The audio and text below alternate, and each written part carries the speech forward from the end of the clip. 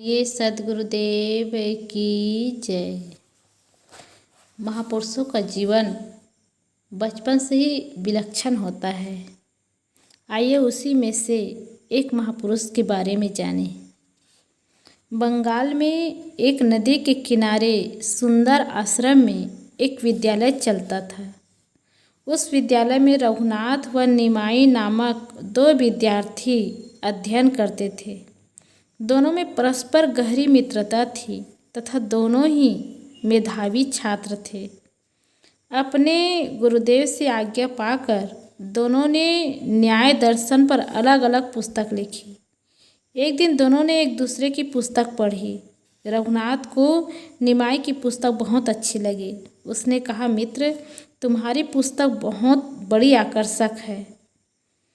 तुम्हारी लेखन शैली और विचार शक्ति के सामने मेरी पुस्तक तो तुच्छ है।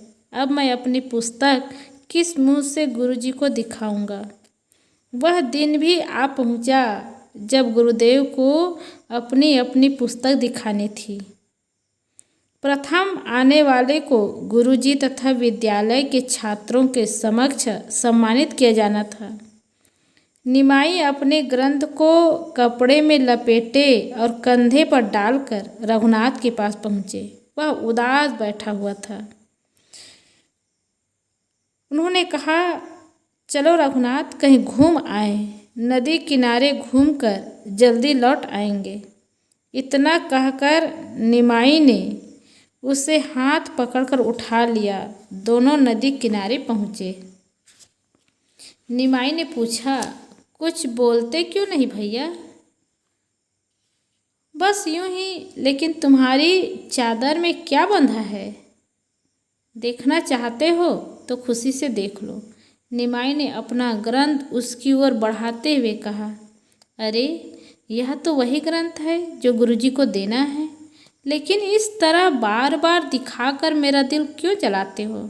अश्रु बहाते हुए रघुनाथ ने कहा। निमाई ने कहा, मुझे इतना नीच मत समझो मित्र। यह ग्रंथ दिखाकर मैं आपका अपमान नहीं कर रहा हूँ। आपसे बढ़कर और क्या है? इतना कहकर निमाई ने वह ग्रंथ नदी में फेंक दिया। यह क्या किया निमाई? इसके लिए तुम्हें कितना परिश्रम उठाना पड़ा होगा। रघुनाथ ने कहा, यह ग्रंथ तुम्हें संसार का महान न्यायिक बना देता। रघुनाथ ने दुखी होकर कहा। रघुनाथ को बाहों में भरकर निमाई ने कहा, मेरे मित्र की खुशी का मूल्य अधिक है। ग्रंथ तो हाथ की बनाई सामग्री है। मुझे इसकी चिंता नहीं। मित्रता सदैव कायम रहे। वही निमाई आगे चलकर चैतन्य महाप्रभु के नाम से प्रसिद्ध हुए। जो मित्रता निभा सके, निश्चित है वो जीवन में सब जगह सब कुछ निभा सकते हैं। इसलिए जो एक महान व्यक्ति के रूप में आए, अपनी प्रतिभा और अपनी योग्यता को जान करके भी मित्रता को सामने रखे। यही बात भगवान श्री कृष्ण की भी आती है। वो इतने बड़े होकर के, महान होकर के सुदामा के साथ मित्रता जीवन भर निभाए। और इसीलिए गरीब और अमीर में मित्रता को कितना बढ़िया बना करके रखे। कहते हैं, मित्रता और दोस्ती बराबर में शुभती भी है और बराबर में निभती भी है। इसलिए बराबर वालों में मित्रता करनी चाहिए।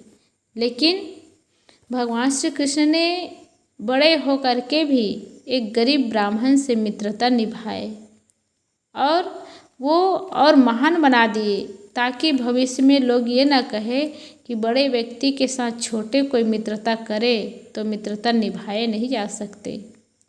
और इसीलिए वो जीवन भर निभाए और कितना सुंदर हृदय से, भाव से मित्रता को निभाए। यही बात चैतन्य महाप्रभु की भी है। उनकी योग्यता थी, उनकी कला थी, उनकी प्रतिभा थी।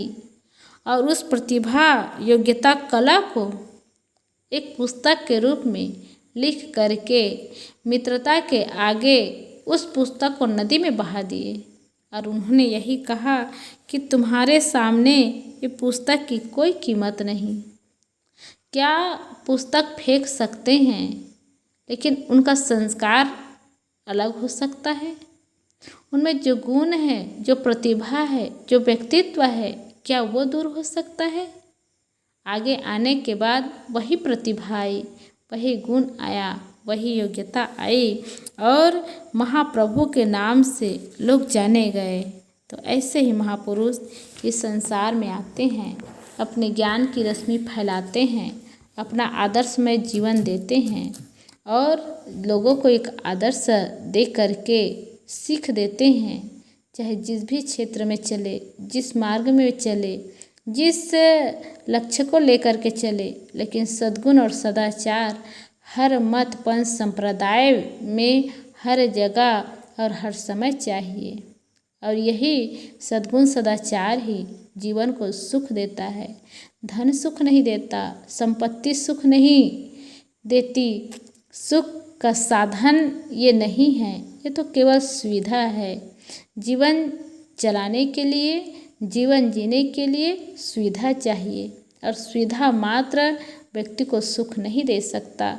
जीवन में जब तक सद्गुण ना आए, और सद्गुण है तो अभाव में भी जीवन सुंदर कट सकता है और सुंदर चल सकता है।